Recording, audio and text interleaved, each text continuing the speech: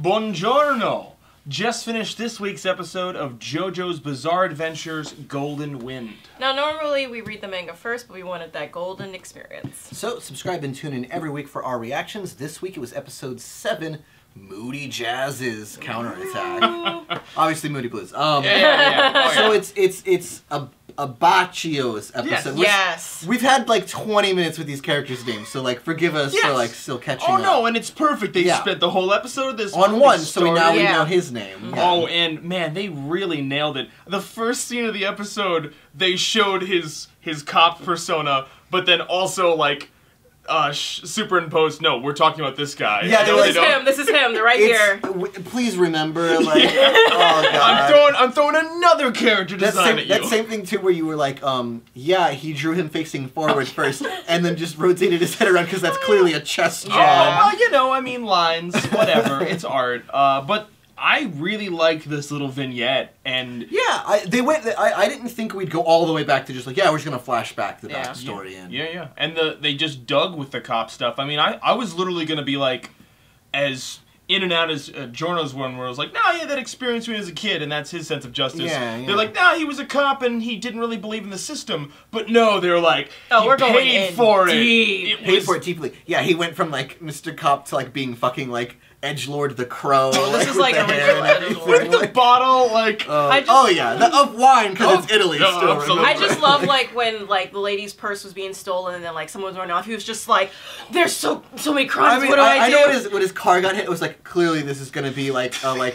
thought somebody was gonna get stabbed or something. Me too. But, like, I was like, yeah, that's clearly, like, to distract you. And then the little, like, the man, like, shorter than him saying, like, you're a cop, like, you're supposed to do your job. And, like, this guy is, like... Everyone's shorter than him. Yeah. And then that pimp with the bowling shirt on. Oh yeah. I like that it was like, yeah, he's just a pimp, it's whatever, everybody's cool. And then it's just like, yeah, but he murdered that guy brutally. Like, this is not cool.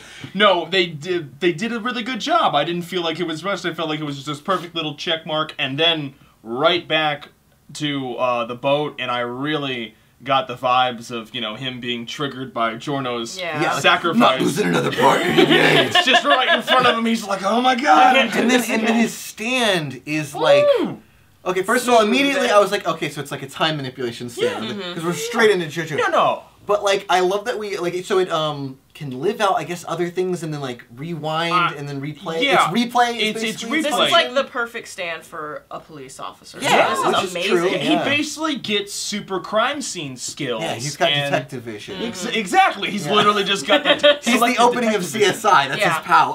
I really like the fact that that's also one of the reasons that they had that stupid headphone scene, just so it'd be in your memory. So you go back to it and you're like, right. Yeah, I'm sure, like, Araki loved that, like, he got to draw, what's it, Narantia, like, crumpled as a condom with a hole in him, but also with, like, a rewind on his head. I was like, yeah, he wanted to draw all of that in one thing. And hey, we laugh at condom, but that was the real clue. Yeah, it was a condom covering the whole boat. The boat was the condom. In perfect Japanese manga detective series. I love detective series. One of my favorites is Majin Ninja Nero. Oh yeah, Nero. Nero. The whole thing's long. Noragami no Nero. There you go, Noragami no Nero. But the point is, it's like almost every single, it's not that CSI thing, right? It's never oh, let's try to figure it out. It's the most complex, like... Right, you get all the clues, you get everybody's idea,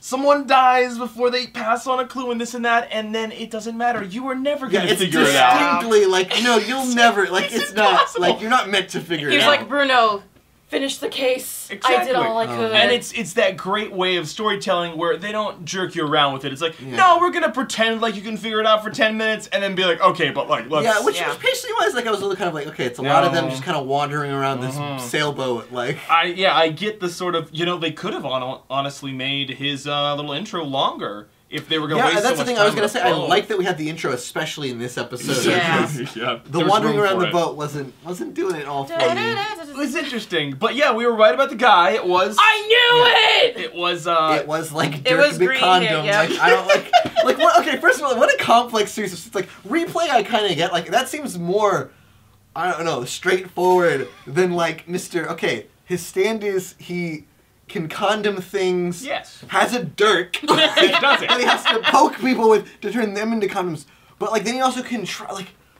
Well, he can turn himself into a crumpled up rubber band condom too. Yeah. Like, so it's all compressed. It's all a bunch of that shit. Also, though, my favorite part is he's slow. Like that's he is slow. Yeah. Like that's his weakness apparently because Bruno, Bruno got off that zoom punch. Yeah, true. I didn't learn that. Which is really like cool. Compared to like remember the sea captain in part 3, like and it was just like no, basically he was just a mermaid with like oyster touch, and it was like that's pretty straightforward. This guy though, I was like, man. I don't know. Again, he's challenging himself. We were never gonna guess what this was. We weren't supposed to, and I mean that it doesn't make you feel stupid. It's just like it's a 3-point shot, you know. Well, I guess we get closer each time. It's like we're used to that, where it's like we don't know what the hell the enemy stand is, but we usually know what our stand side is. Right. This was kind of we were coming at it from both directions. Like, yeah, we don't really know Abbacchio stand, and we don't know this other stand. Yeah. So like it was a different kind of mystery for sure. It was crazy.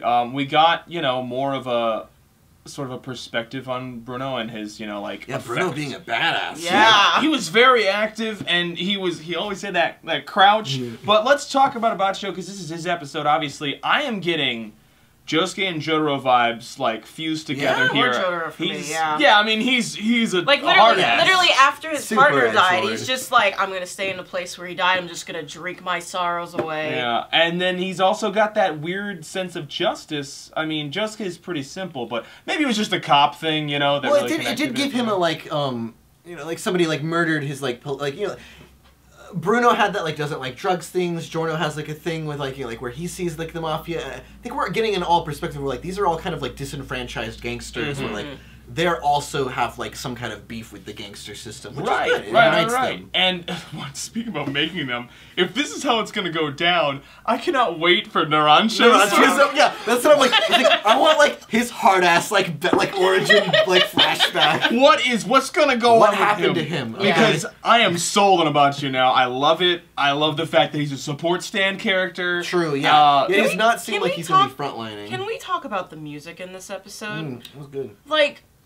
I love the one thing I love the most about this, like with him being a detective and a police officer, like the music, like while he was like searching for clues, I kind of forgot I was watching JoJo. I was like, I was like CSI a little bit. I was like, they gave a lot of that, like those like chords of like dun dun, and then they also gave like every once in a while like a jazz piano kind of like key came in for Bruno, like entering the conversation. It was really interesting. And then especially at the ending too, where it's like Abbacchio and Bruno had the like one moment he was like, I want you to join my team, and I was like. They feel for each other. Oh my god! They clearly have the most trusting relationship because Abbacchio's like, I mean, if it's me and Bruno, like, we can die together. I will die for this. I just love how he looked back and he was like, how did I get here? He's like kind of snapped out of like the funk. Well, I think that like Abbacchio being so serious and so melodramatic with himself, I think he's the character to do that because all of them obviously have this kind of relationship with Bruno in some way. Yeah. But I think they're showing that Abbacchio has actually lost a partner, so he really has a lot more perspective on like what it would mean to lose Giorno or Bruno. Yeah, the kids of the squad are gonna be a little bit more rambunctious. 15-year-old Giorno maybe doesn't have that life experience. Remember, he said, "Kid who I hate, but you still trust him." And I guess this also shows that he is kind of like when we talked about our Ponolith video, like how Ponolith wasn't the oldest of that crew, but no, he was technically older. He was the oldest, but he was not the most mature. Exactly, he was the youngest. We're seeing that. I mean, obviously he's supposed to be a little bit older than all of them anyway, but he is definitely has a much more mature perspective than even Giorno. I mean, because Giorno's like, he's idealistic, but him running in there, sacking himself, really just shows like, no, I'm gonna leave it to the big guns. I don't know what's going on.